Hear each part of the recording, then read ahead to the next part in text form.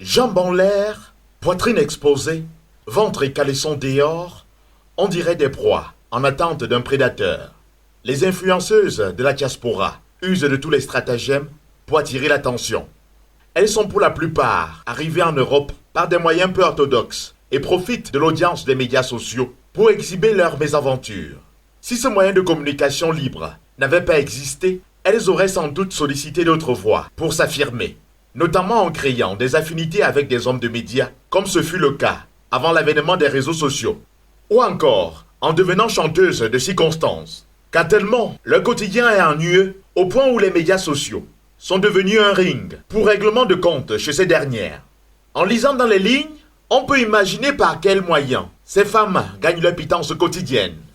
L'organisation de la 33e édition de la CAN au Cameroun a donné l'occasion à certaines privilégiées d'entre elles de regagner la terre de leurs ancêtres. Mais leur attitude désobligeante, marquée par la publication des vidéos obscènes, prises depuis l'hôtel Montfébé, où elles sont logées depuis quelques jours, non loin de la délégation marocaine, qui a pris ses quartiers dans le même hôtel, a contraint les autorités à ordonner leur expulsion manu militari. Dans l'opinion, l'information selon laquelle ces influenceuses tristement célèbres, qui se font passer pour des influenceuses d'État, seraient arrivées au Cameroun, sous invitation du directeur du cabinet civil de la présidence de la République, et leur prise en charge, aux frais du contribuable camerounais, est répandue.